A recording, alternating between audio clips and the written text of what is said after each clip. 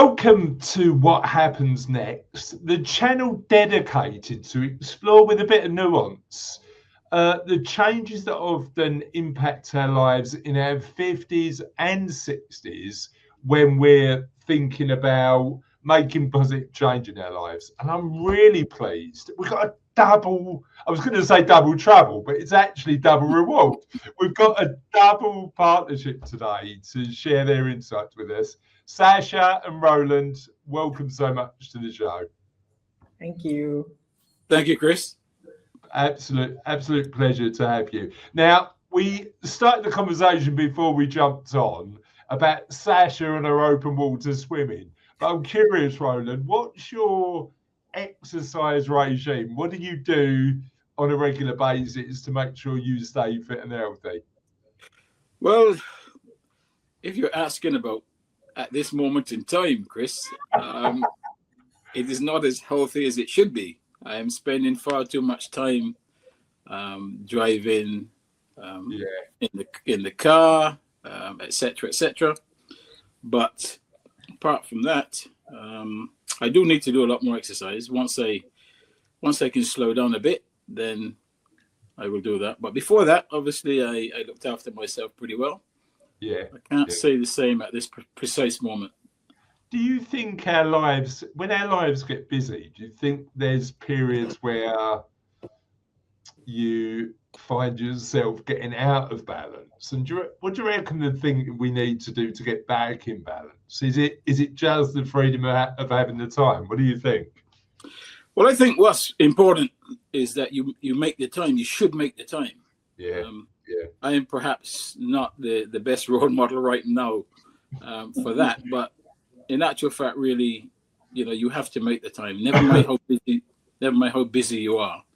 You should find the time really to look after yourself, because at the end of the day, if you're not healthy, you can't do the things that you really want to do. It's true, 100%. Sasha's the role model at the minute, then, I think, is what we're saying, like for both of us.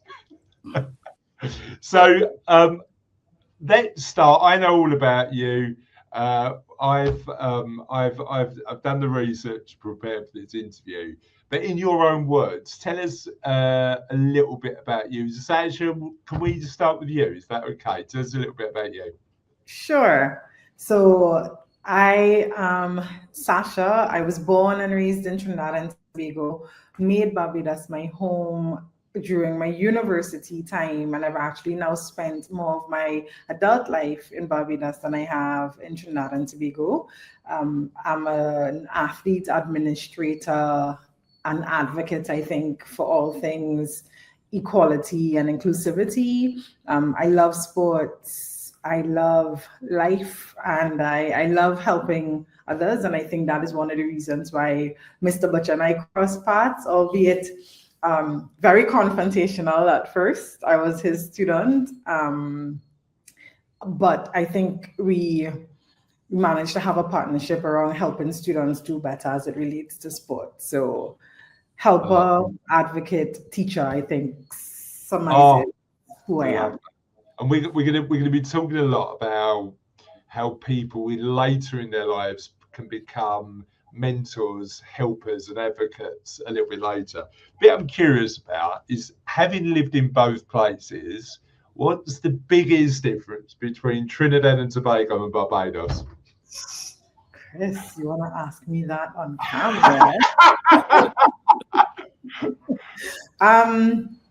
I think, like, at the time that I was growing up in Trinidad, it was known to be very fast-paced, very cosmopolitan, big city, like, whereas in Barbados, there was this balance between that advancement but relaxation. And now I think it is still pretty much the same. Trinidad is very much fast-paced, you're on the go all the time, whereas in Barbados, I think there are opportunities to slow down in Trinidad and Tobago. I won't say there aren't, but I think the lifestyle in Barbados is more work hard, but you also play hard to the extent where you want to make sure relaxation is a part of your routine. And specifically for me, I feel like I've had the opportunity to do more of everything I've wanted in Barbados, from university into my my life as an academic and as a professional. So love that. And help me understand how you first met Roland.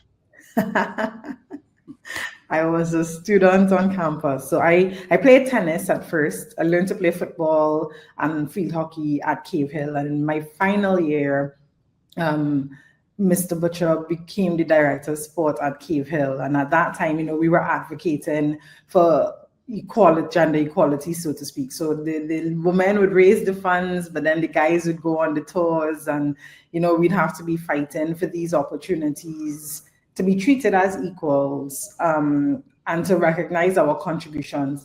And in all fairness, at that time, it was women's football that was the center. We weren't necessarily the best, but we had girls who could play, and all we wanted was the opportunity to have a good coach, to have opportunities to play football, etc. So when Mr. Butcher and I had this chance encounter on the field, introduced by our then, I believe he was still guild president, my introduction was, great, welcome to Cave Hill. So, and I started listing out all these challenges with the sports program, and he's like, okay, come see me. And I think the rest is history from there. I think I thought I was going to get this confrontation and I'd have to make these demands, but he's smart. He was like, okay, no, you come work and come do what you want in terms of getting that equality, so that I don't have to have the headache of listening to you all the time. So he shut me down. I love how assertive you were, Sasha. That's brilliant. Roland, tell us, for those of our audience who don't know, tell us a bit about you. Yeah, oh boy, there's a lot to tell. I'm not a young man anymore. Born in Barbados, obviously came to England age 13 and a half. Then really I've spent the majority of my life in UK, some 37 years. Yeah. Obviously playing for Middlesex in England and other teams. Before I returned to Barbados, as Sasha said, in 2004 as Director of Sport at university. And really, in effect, I've been pretty much in Barbados up until this time. I retired mid 2019. And then really since then I've been coming to UK during the summer to commentate on the cricket and do the other things that I'm doing. And obviously, as I said, having met Sasha in 2004 at university, we worked pretty well at university, continued after that, to the extent now where, at this point we're still even working further. She's the chair of the Barbados Royals Girls Cricket Club. Once I had conceptualized the idea of females having their own club, I thought, well, the right person to do that is the one who, I guess from university days, had the passion to do it. So I didn't ask her. I literally told her this is what she was going to do. So that has worked out pretty well. And so right now, as a result, she also co-authored my autobiography. And right now, I'm in the UK, really dealing with that at the moment. And I've got to big up Sasha, because you are a doctor in your own right. I mean, I know it's not. I've interviewed quite a lot of doctors on What Happens Next over the last few weeks. But what did you do your doctorate on, Sasha? Yeah. So my PhD is in cultural studies, and my thesis was actually women's football development in the Anglophone Caribbean. And my thesis was this concept of normal, natural, and proper. Under Mr. Butcher's guidance, we had advocated for a women's football league in Barbados, and we went to a few meetings with the leadership of the Barbados Football Association at that time. And a senior official in the organization made some really ludicrous statements about, women shouldn't be breast strapping balls, and it's not normal or natural for women to play football. And at that same time, I was doing my PhD upgrade, and in class, we would talk about the intersection of sport and culture and the fact that most of the challenges converge on the female body. And I was having difficulty finding a thesis, and everybody was like, no, you don't have difficulty. Write about football, write about your experiences, because sport is a big part of Caribbean culture, and there's not much written on it outside of football. And so normal, natural, and proper women's football development in the Caribbean, the period up until 2012 was birth. Love that. Roland, when you describe your journey from 2019 to today, it doesn't sound like a conventional retirement to me, because it sounds like you're doing more now than you were before. So what does retirement mean? I mean, because I think about this quite a lot when I'm talking to my clients, because I think that old-fashioned view of retirement where you just stop, most people don't want to do anymore. So what's your view of retirement, particularly when it pertains to the role work and writing books and doing commentating plays in your life? Well, for me, I keep telling people, when people ask me about retirement, I tell them it's the best job I've ever had, retirement.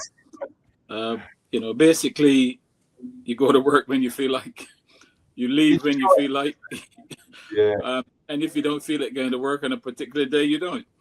No, listen, since I retired 2019, I've got very busy. Not that I wasn't busy before, but I was busy, obviously, doing things that had to be done for other purposes. Right now, I'm doing things that I want to do, and things that I enjoy, and things that perhaps earlier in my life I didn't get the opportunity to do. So, I'm doing, plenty. So doing the commentary, working with the girls' cricket club. I'm the president of that club. Helping them develop, structurally, working with sponsors, etc., to get the female game of cricket recognized properly in Barbados and in the Caribbean. And I love that. Sasha is the chair of that. So really, she's the one who does the hard work. Really, she and her team, they run the operation. And you get to do the fun stuff, right? Well, I on the outside. I mean, when something is needed, we chat about it, and I get to work. And obviously, I keep in close contact. We discuss on a regular basis what's happening, what needs to be done, and that's been going really well. So, yeah, I'm extremely busy, and I wouldn't want it any other way, because I've always believed that the quickest way to go downhill is to sit around and do nothing. Yeah, I agree. When you've got too much time on your hands, then you're thinking. So right now, I'm flat out, and I like it that way, and I wouldn't want it any other way. But the fact that you've got the choice and you're doing stuff you love is really important. What I'm curious about is that element of going through those periods of change, because you were a professional sportsman and then made a period of change, and then you stopped the coaching element in 2019 and we'll call it retired. I don't think it is actually retired, but we'll call it retired. Stop doing what you were doing in 2019 and transitioned. What do you think you've learned the most about going through? Because when I think about people who watch this channel, we get emails all the time. And that transition, that change is often quite challenging for people. So what do you think you've learned the most about going through periods of change? Well, Chris, in actual fact, the change has been very easy for me, because I think I recognized very early in life that there's three phases to your life, really. One is learning, and I worked out that the 20s is your learning years, 30s to 60s is your earning years, and 60s beyond is your returning years. So I worked that out pretty early in the piece. So as each phase came about, I realized that that's what was going to happen. So, you learn in the 20s, then, the next 30 plus years you work. And then after that, it's about returning. That's what I'm doing now. I'm returning at the back end of my life. And what does returning, because often that traditional model is learn, earn and stop. And I don't believe stop is good for any of us. What does returning, in your definition of that, actually mean? Well, returning is, for me, taking all your experience, you know, and putting it into things that will help other people in the future, help young people, etc. So really, that's what my life is about now. It's about how can I make people's lives that much better in the future. And if I can play a small part in making that happen, then, you know, at the end of this life, I can feel satisfied that I didn't just only take from this world, that I was able to give back as well. Yeah, it's so important. And you mentioned about that change being fairly easy, but I've also, on my research, I know you've said the fact that no journey is always easy. You know, that element of challenge in all of our lives. What role do you think resilience plays, and our personal ability to cope with change plays? And how do we get more resilient? How do we become more resilient? Yeah, I think resilience plays a huge part. There's no question about that, because, you know, every time you ask for something, you're not going to get it. So, you know, you've got to recognize that, you know, you might ask, somebody might say no, but in actual fact, they might be saying yes, but you just haven't asked the question in the right way. So you've got to be resilient. You've got to be persistent, and, you know, and stay focused to what really your initial intention was. You know, if you want to achieve something, you should expect that along the way you're going to have hiccups, you're going to have problems, you're going to take one step forward, two back. If at that point you're ready to give up, or you do give up, then you'll never achieve that. I've always believed that, yes, you will encounter challenges, but there's always a way around it. You know, you just find another route to get around those challenges. But the important thing is to stay focused on the goal and be very resilient in chasing that goal. Sasha, you seem to me, even when you described the story about the first time you met Roland, to be a very resilient person. What's your perspective on resilience? Yeah, I think if life were easy, we'd all be successful, right? Whatever success means to us. And I think I remember growing up, I had an older cousin who would say to me, you just have so much faith, right? I wasn't born into a rich family, but I just believed that whatever I wanted, God would align so that things would happen. And so there were times where, you know, whether it's a field trip or something needed for school, I'm just like, yeah, so and so is going to happen. And she's like, well, how? You know, I'm like, I don't know, but it'll work out. And I think that has carried me, even at university level, a number of challenges, you know, whether it was academically, you know, school fees, etc. Like just varying challenges you experience at different times in life. Playing football, losing a match, a key match, or, you know, you're in a final. I always remember this one final. We were 2-0 down with 5 minutes to go in the game, and I was captain of the humanities team. And you're there crying on the field because I'm like, no, we didn't come this far to just lose. And I think, you know, there was a foul, and, you know, I was basically telling everybody we can do this, and we scored 2 goals, or I think the 3 goals to win that match. And so I think the idea is, even when the end seems imminent, to just not give up, to just keep pushing, to just keep pressing. And my perspective, I think, has carried me throughout. So at work, in professional settings, I'm always the one like, yeah, I feel a little daunted, or this is affecting me, but we must find a way. Like there has to be a way. And then, you know, in the end, if it doesn't happen, there's a lesson to be learned for the next time. Yeah, and there's no straight line, right? You know, there's no straight line towards it. It's always a bit ups, and as you guys said, ups and downs, and a bit wiggly.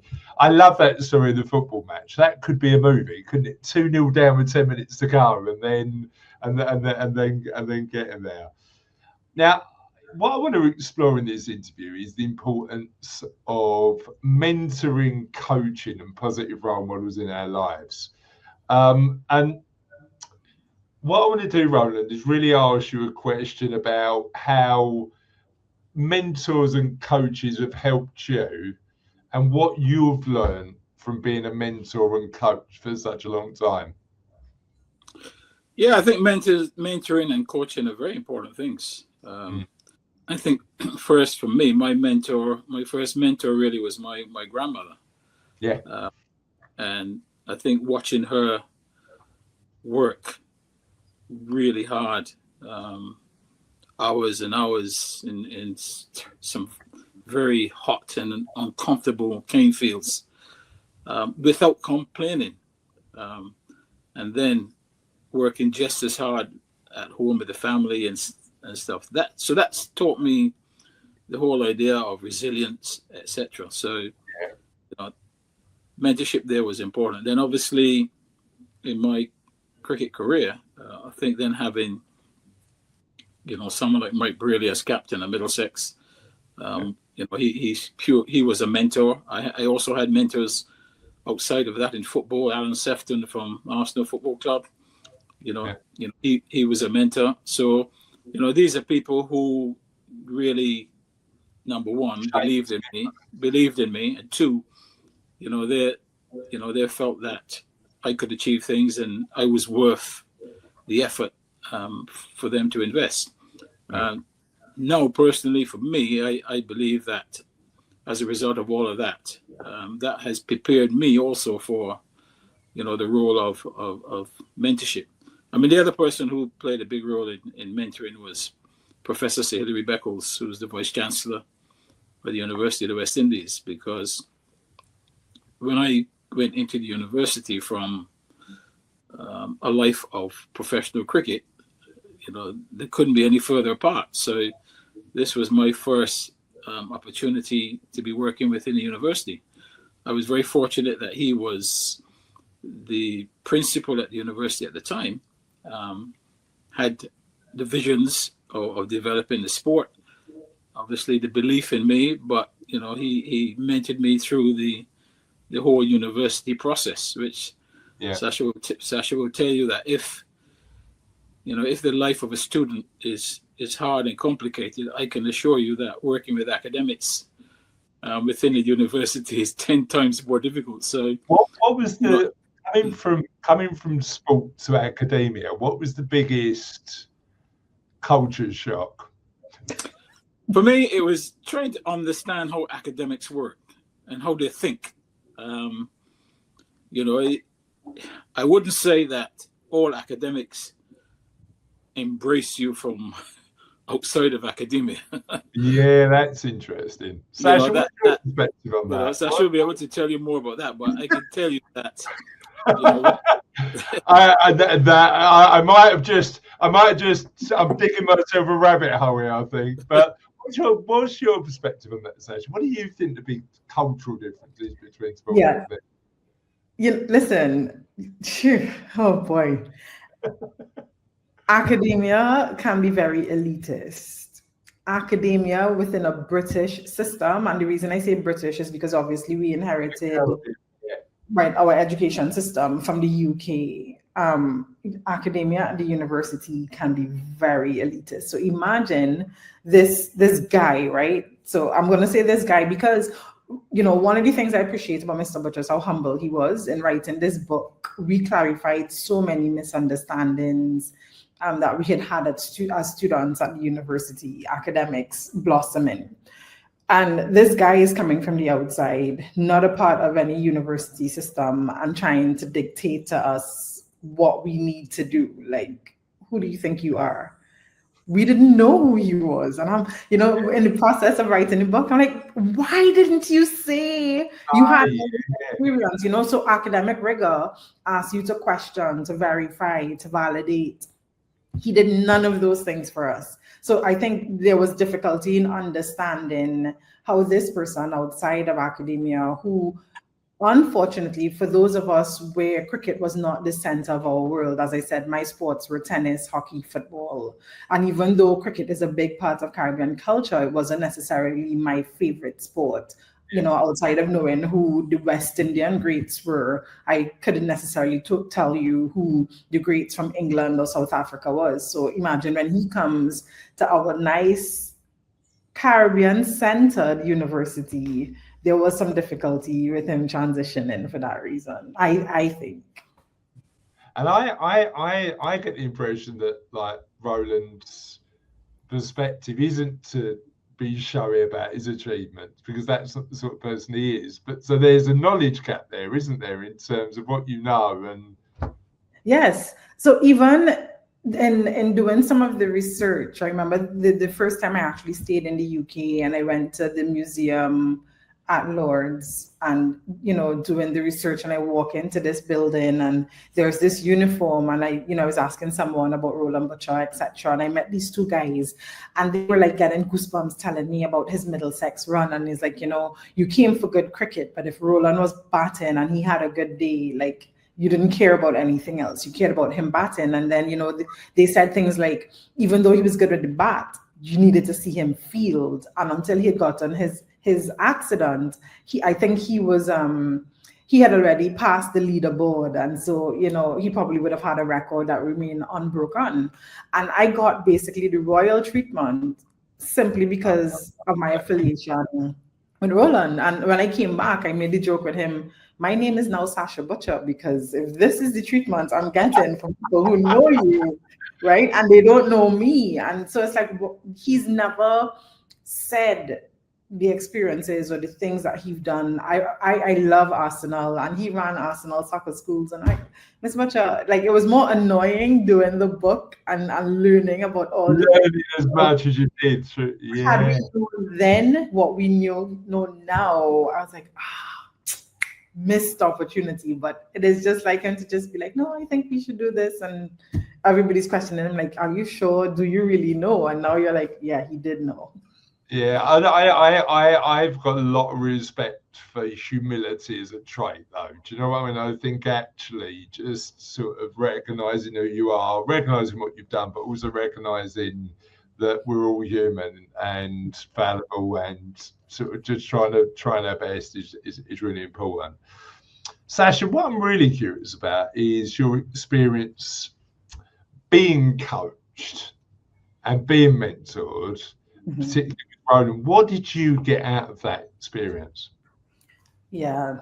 And I think, we talk about mentorship as if there's this like signed agreement, you're going to mentor me or whatever. But what I've found is when Mr. B started coaching us, and in our eyes, he had proven himself, because obviously as students, we know everything, right? But when he started coaching and we started seeing results, I think for our football team, more than any other team on campus at the time, he was in.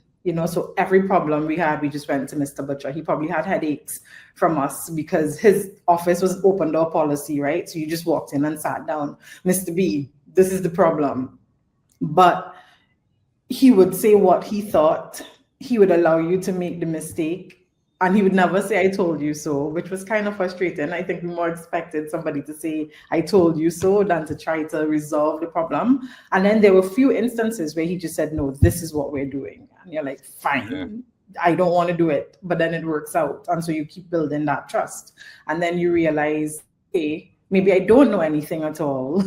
So let me just stay close to this person. And you start having more conversations. And so I think the mentorship begins organically in that way, right? So you find yourself leaning on that expertise more, and beyond professional, you start saying, well, I'm not happy at the university. I remember at the time I wanted to leave, and we had this long conversation outside by the cricket field, and he didn't think that I should leave. He thought I should have patience. But again, that's that generation where you persevere and you move. Whereas in my generation, we're all for perseverance and resilience, but we also were beginning to think, but if you're not happy, then, you have a right to make that change. And we never lost contact. So he was coaching on the field, but he also started coaching us in life. So much so that team, after about 20 something years, we're still all in a group chat together. We still all make plans to hang out. And I think, no other team benefited from that coaching and from that mentorship. So, yeah. Love that. You make such an interesting point, though, because actually you don't need the permission to mentor, right? You don't need a label to mentor, because actually if you've got relationships through your life where you're trying to help others, you're probably playing the role of mentor. Roland, one thing I'm really curious about, and I think about this quite a lot, is that mentor role and that coach role. How do they differ, and how do you know whether you're mentoring or coaching, or doesn't it matter? Well, I mean, that's a good question. Does it matter? I think the best way to mentor is to be a good role model. If you are a good role model, then the persons in your care will take from what they see in that role model, the good bits from that role model, to help themselves as they go forward. So I think first and foremost is to be a good role model for those people that come into your care. I think once that happens, it's just an easy process, because the persons will pick up from you. Well, this is what I like about this person that will help me going forward. And you will become a mentor without realizing that you are a mentor, without signing the contract, as Sasha said, to be a mentor. That element of accidental mentoring, I think we probably all do in our lives if we're good role models. It's so interesting. And I think for me, that element of because a lot, what happens next is designed to help people who are leaving business life and thinking about the next chapter, want retirement lives probably as busy as yours, Roland, which means not retiring, but have so much both in experience, knowledge, skills, and attitude to give to others. If they're thinking, I think mentoring or coaching might be a way to add value to people along the journey, what might be one thing that they might want to do to take that first step? I think what anybody should do is, first of all, whatever they're doing, try and do it well. Because, if they do it well, it will then have a ripple effect. I mean, if you do a pretty poor job, then that has a ripple effect as well, but in the opposite direction. So, whatever I take on, I try to do it to the best of my ability, so that people can take from that.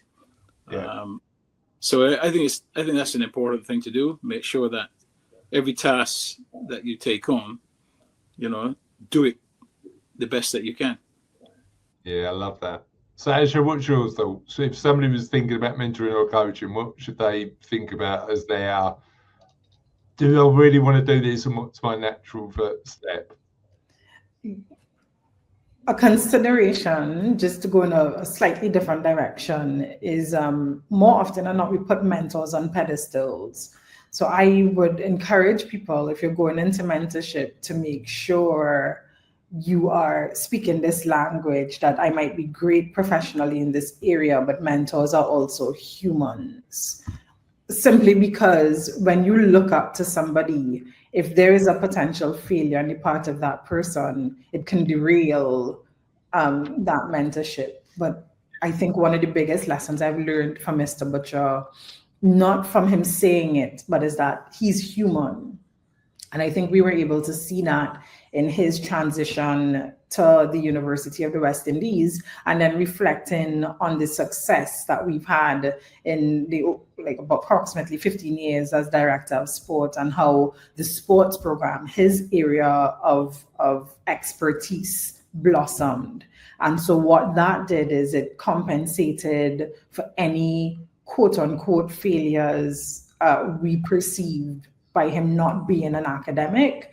And so I think that was an interesting lesson for us to learn, that you didn't need a PhD. If you needed it, all of us probably would be great coaches on the field.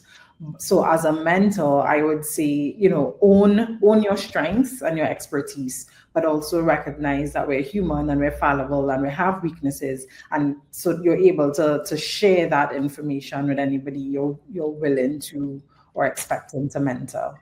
It's such Chris, can I add one thing to that as well? Of course.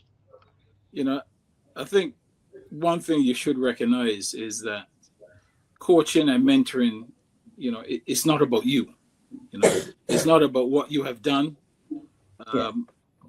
that's, you can go and read about that somewhere else. You know, so that's the first thing to do, is to recognize that, you know, you're now dealing with other persons. They're not interested or should not be interested in what you have done. So that's the first thing. Yeah, I love that. I love that. I also love the element that where, Sasha, you were talking about being, because Roland, what you're talking about is actually the role of a mentor and coach is about empowering other people to succeed, right? That's the job. The job isn't about you, it's about them. Yeah. Sasha, your thought about being human, I've been thinking about this quite a lot, because we all make mistakes as humans. Mm-hmm. And I'd be really fascinated, Roland and Sasha, on your perspective about managing failure, managing mistakes, and doing it in a way that allows us to continue to evolve. Because we, as you said, Sasha, we're all human. Roland, what are your thoughts on trying our best, making the mistakes, but also learning from those mistakes? How do you manage mistakes mentally when you're not only in your own life, but also when you're mentoring and coaching? Well, I always ask myself one question, you know, what would I do if I knew I would be successful? You know, and that's an interesting question, because, you know, you have to think about that. And then I come back to the point that, well, you don't know that you're going to be successful. So it means that you have to try and try again. So failure becomes part and parcel of the whole process. You know, you try one way, it doesn't work. You don't give up, you try another way. So, you know, you must understand that, you know, if everything you did was successful, life would be boring, wouldn't it? Where would you get the motivation to pick yourself up and dust yourself off and go at it again? I find myself in my own life using the phrase quite a lot, you either win or you learn. And actually the learn element is often as powerful as the win, right? Because you allowed to, like, that's what makes life painful sometimes, but interesting. But yeah, it's interesting. I love that. Sasha, what are your thoughts on failure? And what have you learned over the years? There's this quote that I like from Truman Capote that says, failure is the condiment that gives success its flavor. Oh, I love that. Is that Truman Capote? Truman Capote, yeah. Failure is the condiment that gives success its flavor. So as Mr. B said, you can't be successful all the time. When you listen to elite athletes speak, right? They don't just talk about their successes or the goals or how the goals were scored. When they review the tapes, they also talk about what they could have done better. In the areas where they've quote unquote failed, it's almost like failing forward. What could I have learned? Just as you said, Chris. So I think a lot of times people misunderstand failure as a personal flaw as opposed to something that happened. So when you fail at something, you think, oh my gosh, I am a failure. So they project it onto themselves, and we have to learn to separate it. I failed in this. So how can I do it better next time? And I believe once we learn or we shift that perspective, that because you failed at something, it doesn't equate to you being a failure. We'd be a lot better at trying again and trying again, because, oh shoot, oh my gosh. The individual and the behavior, isn't it? Exactly. Or the yeah. So, you know, I think it's important for us to learn that in life. And in business, I mean, people learn it in business all the time. It's why some of the most successful businesses say I failed 50 times before, you know, we were actually successful. And I think it's a lesson that we need to transfer in life. You mentioned earlier about that element where you had a bit of a generational difference in terms of giving up and staying persistent. And I'm always curious about when the right time to do that is. So what have you learned, Sasha, about is there a right time? Is there a good time? How do you decide when to persist and actually stop and go and do something else? Yeah, I think it goes back to knowing your purpose, right? So just if you give me a few minutes, I know that I was born to help others, to serve, right? And even when I introduce myself, sometimes they say my name is Sasha and it means helper of mankind. So it doesn't matter if I'm doing gas at the gas station. It doesn't matter if I'm a teacher. It doesn't matter if I'm a coach. It doesn't matter if I'm just sitting and talking. I believe I exist to help others. So I know what my passion and my purpose is. I also know what my core values are, authenticity, family, etc. So when I move in a sphere where, in my view, that is not being honored, I know that perhaps it's time to move on. And I don't move on at the first time. You may stay 1, 2, 3, 4, 5 years. And I think in the instance where I made some of the biggest changes, it was because I am given 210%. And I feel, or I know that the change on the other side is not going to happen. So either I make the change for what's best for me, or I'm going to stay here and regret having been here for 50 years, anticipating a change that I knew was not coming. So that's how I know when it's time to move. But in the midst of saying all of that, I appreciate the durability and the resilience and the stickability is the young people's word, right? Of the older generation to stay in a job and build a life around that job for how many years. And I admire the characteristics of the older generation to do it. But there is this innate in the newer generation, my generation, certainly an appreciation of that, but also knowing who I am. But then you can go to the other extreme where you just think, I deserve everything now, and if I don't get it, I'm leaving. That's not what I'm talking about. I'm talking about the balance where I want to stay in this is my lifelong journey. But if I know that I'm not being appreciated, I'm not being honored, and that's not going to happen anytime soon, I know it's time to shift. I love that. That element of alignment of value to your environment is, I think, really important. Because if you're in environments where the values aren't aligned, yes, there's an element to say, you can influence it to a certain extent, but how much time do you do that? Roland, what are your thoughts on that? What's the litmus test where we go, shall I stay or shall I go? How do we make that choice? Well, my thoughts are very clear on that. I mean, when you feel that you no longer can make a difference, I think it's time to step off and move in a different direction, because that's what you should be trying to do all the time, trying to make a difference. When that situation arises, whether it's, if you're a coach of a team and, you cannot affect the results that team wants, after a while, it's time for you to move out of the way and let somebody else get on with the job. So once that point comes where you recognize that, you cannot add value, then, it's time to move. Yeah, it's positive. Before you get moved. That's true. But yeah, but I actually think that, for me anyway, that desire to make a positive impact and the ability to make a positive impact also contributes to my happiness. I know people who stay in an environment because of probably security but not well-being, and that can be really detrimental to their overall happiness, because they don't see that positive impact in their lives. Now, I'm really curious about the book. I want to talk about the book, and we'll make sure we promote where people can get the book at the end.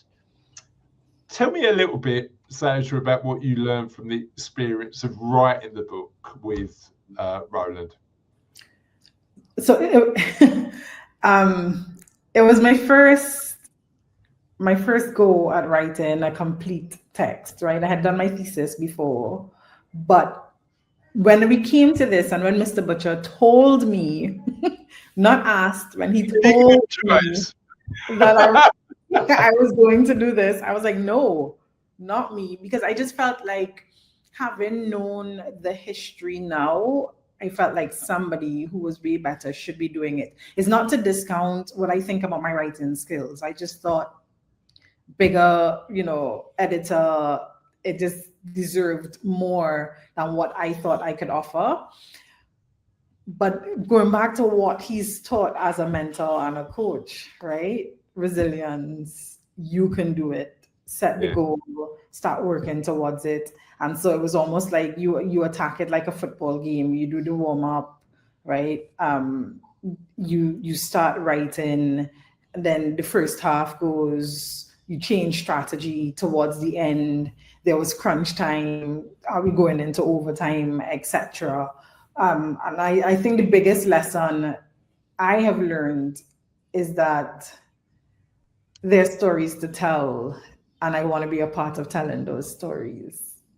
Love that. This is completely different to me wanting to be this academic and this professional.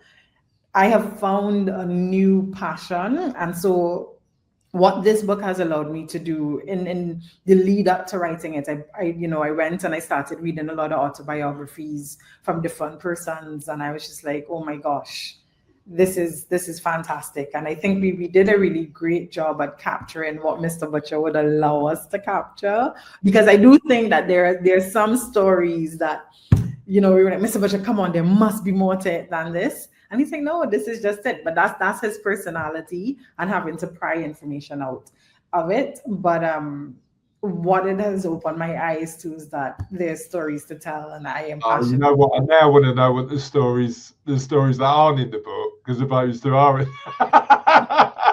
Roland, what was the journey like for you? Thinking about your life in that way, and thinking about, number one, working collaboratively with Sasha and putting the book together, but also going back. And what was the process of writing the book like for you? It was a really enjoyable one. Listen, this is something I knew I would have to do at some time in life, but you never know when. And the timing was perfect because yes, it was Sasha's first book, but I believed, that she was capable of doing it and doing it well. There are many published authors out there that, keen to do, cricket books and autobiographies, but, I felt that she was someone who knew me pretty well for the last 20 odd years, also in the sporting context as well. And the other projects that we have worked on. And also it would be, I know she loves a challenge. So I knew that this was the perfect challenge for her, really, to get her on her feet and moving forward, and perhaps then develop that passion in her to go beyond this and do other biographies and autobiographies after this. But yeah, I guess it was perhaps all part of the whole mentorship process. Well, that's what's going through. That seems to me like mentorship and coaching in action, isn't it? There's a challenge. Sasha's gonna initially not want to do it, but then say yes. But then, like, you get to a point where you go, you're at the other end, and are you glad you did it, Sasha? I am.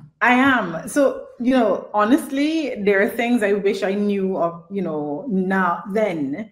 I am very happy with the finished product. I am very happy with what we've done. I am excited just to see him, travel across the UK and go to the US and hopefully to other continents to share his story. And I don't think it is actually one of the defining moments in my life. Like, I had a part to play when just the basics. First West Indian, first Black guy to play cricket for England, the impact he's had on university life, 15 years of international success for university campus. And he's been at the helm of that. And you got to write that story. You got to share that through him, you got to weave that into this dialogue that people are now going to read. it is up there with among the best things I've ever done in life. And as you said, in terms of coaching, he must have known, because the no was strong. The no was like no. But he must have seen something there that needed to come out, and now it is something that I want to do. I could not tell you that I wanted to write biographies and autobiographies before, but now he's ignited something in this. What skills did both of you learn through the process of writing the book? Record everything. Record everything, because if you forget that thought, it is almost good as gone. Yeah. How about you, Roland? What did you learn through the writing of the book, do you think? I learned it's a very long process. I know that. an exhausting process. I mean, Sasha would tell you sometimes 3-4 o'clock in the morning we were still going through chapters. I did put her under a little bit of pressure, because we didn't really start the book until October, November. And I told her that, I really want to have it ready. Finished. I want it finished by the beginning of April. But yeah, listen, I think it was enjoyable, to really get it all down. And she said, as Sasha said, to record, go over it. And, but for me, the whole idea of, having to go over chapters, several times, it was work. It's work. It's daunting. I know that, because I'm just going through the next draft of the What Happens Next book I'm publishing next year, and along with the day job, it is a lot of work, isn't it? But one that's definitely gonna be worth it when it comes out. But what I would say, Chris, is that despite all of that, we're extremely happy with what we've produced, and the way that it has been received, has been fantastic. So, I think we did a pretty good job. Can I say one thing there? You've done a good job. Like he'd spoken about his mentor being Professor Sir Hilary Beckles, and Professor Beckles was at the university. I had sent the book through a friend to Professor Beckles, and he came to do a lecture on campus that we went to. And I just went to say hi, and he said, I read the book and enjoyed it. Simple statement. When the mentor of your mentor loves it, you've done a good job. I was like, I don't care what anybody else says. This is excellent. This is it. When the mentor of your mentor loves the book, you've done a good job. It's really interesting. I'm very much aligned with you guys. My last book, I wrote a book on kindness, and I'll get you guys sent a copy, because I'd love to know what you guys think. Yeah. And seeing people make positive change, or getting something from your book, is knowing that, because when you're writing it, you don't know, do you? You're sitting in that silo of you two working on the book, or me working on the book. When you see its positive impact on the world and other people enjoying the stories, it's absolutely brilliant. Last question for me is, we've talked quite a lot about identity, and both of you have gone through these shifts of identity. And a lot of my clients, a lot of people who watch this channel, tell me a little bit about the struggles they face with shifting their identity. Sasha, take your example, from an academic writer to an autobiographical writer. That shift in identity. What do you reckon the key is to change for Roland, for you, from professional athlete to coach, and now to the commentator? What do you reckon the key is to making that identity change as easy as it can be? I think, yeah. So, I am a faith-based believer. I believe in God. I believe in Jesus Christ, etc. And the Bible tells us that there's a change, there's a time for everything. And I think if you believe that, right? You know, people say there are reasons, seasons, and lifetime, but there's a time for everything. So I'm in the midst of a change now. I feel like, you know, I'm at the top of a mountain, but when you're at the top of the mountain, the next step is to go down into the valley to get to the next top. Yeah. If you understand that there are always changing tides and there are always different seasons, then it makes it easier to cope. It doesn't make it easy. It just makes it easier to cope. And I think that's where my grounding is. That's really interesting, because I'm not religious, but I love Stoic philosophy. And the Stoic said the same thing. The only constant is change, right? You know, change is an impact in our life. But that seasons element, Sasha, I love. Roland, what's your perspective on it? My perspective is that obviously I'm at a different phase of life right now to Sasha, and I'm at the phase now where I'm thinking that I have to get as much done as possible in the time remaining. So, you know, I just want to do more and more things because, you know, I cannot see another 50 years when I was 20.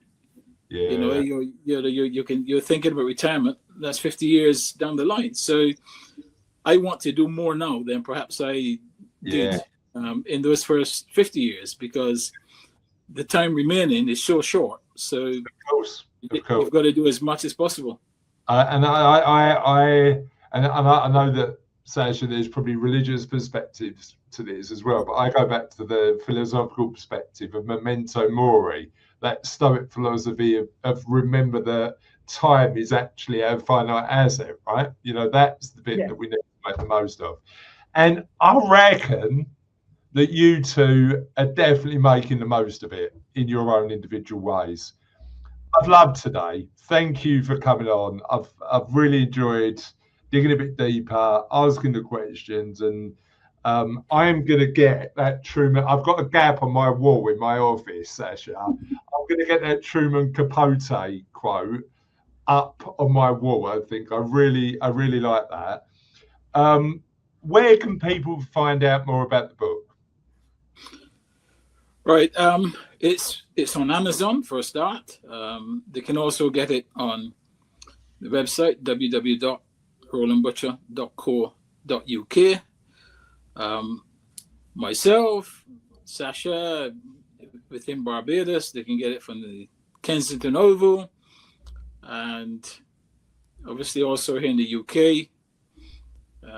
You know, there's a number of bookshops, etc., and you know, so there are many places that it can be found. And love that. Thank you. And as I've been so inspired with the condiment quote, I want to finish on a bit of a silly question. What's the best condiment, do you reckon? Do you reckon what we going for? We go for ketchup or mayo? Sasha, what would your one be? Ketchup and mayo mixed.